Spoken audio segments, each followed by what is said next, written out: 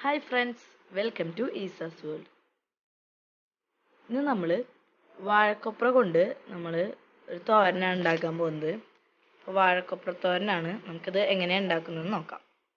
അപ്പോൾ ആദ്യം നമ്മൾ വാഴക്കൊപ്ര നന്നായി തൊലിയൊക്കെ കളഞ്ഞ് എടുക്കണം. ഇത് നല്ല പശയുണ്ട്, അപ്പോൾ മേലൊന്നും ആവാണ്ട് ശ്രദ്ധിക്കണം.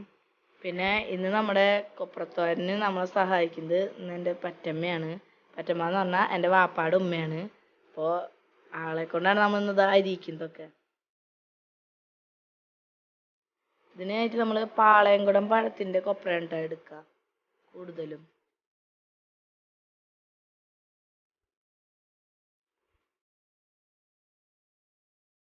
നമുക്കൊക്കെ കട്ടിംഗ് ബോർഡും ഒന്നുമില്ലാണ്ട് നമുക്കൊന്നും അരിയാനേ പറ്റില്ല. പറ്റന്മാർക്കൊന്നും കട്ടിംഗ് ബോർഡൊന്നും വേണ്ട. പണ്ടൊക്കെ എവിടെ കട്ടിംഗ് ബോർഡൊക്കെ. അപ്പോൾ അവരൊക്കെ കൈ വെച്ചിട്ട് തന്നെ കംപ്ലീറ്റ് പറ്റമ്മ അരിഞ്ഞത് മൊത്തം കൈ കൊണ്ട് തന്നെ കേട്ടോ. ഇങ്ങനെ തന്നെയാണ് കംപ്ലീറ്റ് അരിഞ്ഞെടുത്തേക്കണത്.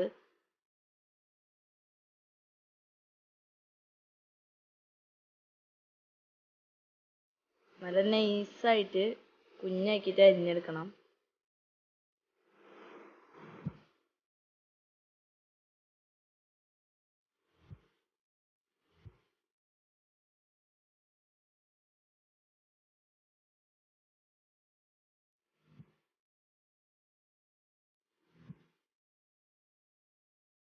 അപ്പോൾ നമ്മുടെ വാഴക്കൊപ്ര ഫുള്ളും നമ്മൾ അരിഞ്ഞെടുത്തിട്ടുണ്ട്. നമുക്കിത് കഴുകൊന്നുമില്ല. കൊപ്രയൊക്കെ നമ്മൾ പൊളിക്കണേക്കാളും മുന്നേ ഒന്ന് കഴുകിയെടുത്താൽ മതി. ഇതൊന്നും ഇനി കഴുകാനും നിൽക്കില്ല, കാരണം ഇതിൻ്റെ ആ കട്ടൊന്നും പോകാൻ പാടില്ല. അതിലാണ് ഇതിൻ്റെ ഗുണങ്ങളൊക്കെ ഇരിക്കുന്നത്. നമ്മൾ വെറുതെ വെളിച്ചെണ്ണ കയ്യിലൊന്ന് പരത്തിയിട്ട് നന്നായി ഇങ്ങനെ തിരുമ്പി കൊടുത്താൽ മതി. അപ്പോൾ നമ്മൾ അതിൻ്റെ ഞാരും വള്ളിയൊക്കെ ഉണ്ടെങ്കിൽ നമുക്ക് കയ്യിൽ പോരും. നന്നായി വെളിച്ചെണ്ണ പരത്തിയിട്ട് നന്നായി തിരുമ്പി കൊടുക്കുക. നമ്മളിത് വൻപയർ ഇട്ടിട്ട് ഉപ്പേരി പോലെയാണ് വെക്കുന്നത്. അതായത് തോരൻ പോലെ ആയിട്ടാണ് നമ്മളിത് വെക്കുന്നത്. അപ്പോൾ നമ്മൾ വൻപയർ കഴുകി വെച്ചിട്ടുണ്ട്. നമുക്ക് ഇത്തിരി ഉപ്പിട്ടിട്ട് നമുക്കത് വേവിച്ചെടുക്കാം. ഇതിലേക്കായിട്ട് വെളുത്തുള്ളിയും ചെറുള്ളിയും വേപ്പിലയാണ് എടുത്തേക്കണത്. അപ്പോൾ നമുക്ക് വെളുത്തുള്ളി ഒന്ന് ചതച്ചെടുക്കാം.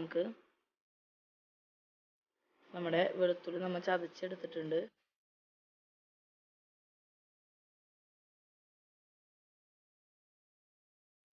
നമ്മൾ പയർ വേവിച്ച് വെച്ചിട്ടുണ്ടല്ലോ. അപ്പോൾ ആ വേവിച്ച് വെച്ചേക്കണ പയറിലേക്ക് നമുക്ക് നമ്മുടെ വാഴക്കൊപ്ര നമ്മൾ അരിഞ്ഞ് വെച്ചേക്കണത് നമുക്ക് ഇട്ട് കൊടുത്തിട്ട് നന്നായി മിക്സ് ചെയ്യണം. ഈ വാഴക്കൊപ്രയ്ക്കൊന്നും അധികം വേവില്ലാത്തതുകൊണ്ട് നമ്മൾ ജസ്റ്റ് ഒന്ന് മൂടി വെച്ചിട്ട് ആവിയിലൊന്ന് വേവിച്ചാൽ മതിയാകും. അപ്പോൾ നമ്മൾ മൂടി വെച്ചിട്ട് നന്നായി ആവിയിൽ വേവിച്ചെടുത്തിട്ടുണ്ട്. അപ്പോൾ നന്നായി വെന്ത് വന്നിട്ടുണ്ട്. ഇനി നമുക്കിത് ഉള്ളി മൂപ്പിച്ച് ഇതിലേക്ക് ചേർക്കാം. അതിന് നമ്മളൊരു പാൻ വെച്ചിട്ട് ഇത്തിരി വെളിച്ചെണ്ണ ഒഴിച്ചിട്ടുണ്ട്.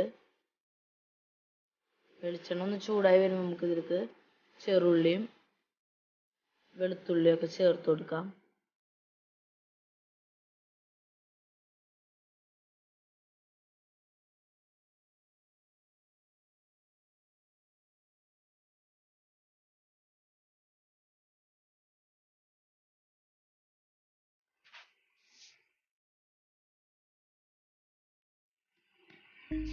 കുറച്ച് വേപ്പില ഇട്ട് കൊടുത്തിട്ട് നന്നായി മിക്സ് ചെയ്യണം.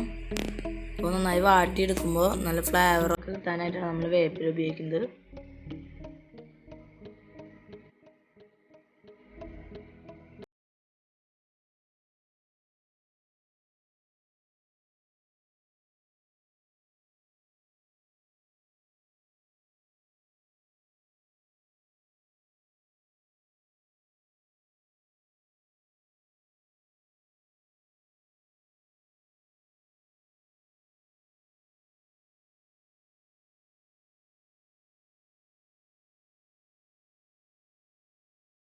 വെളിച്ചെണ്ണ ഒഴിച്ച് കൊടുത്തിട്ടുണ്ട്.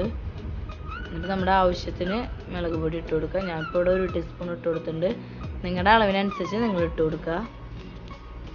മഞ്ഞൾപ്പൊടി വേണ്ടവർക്ക് മഞ്ഞൾപ്പൊടി ചേർത്ത് കൊടുക്കുക, ഒരു പിഞ്ച്. ഞാനിവിടെ മഞ്ഞൾപ്പൊടി ചേർത്ത് കൊടുത്തിട്ടില്ല. എന്നിട്ട്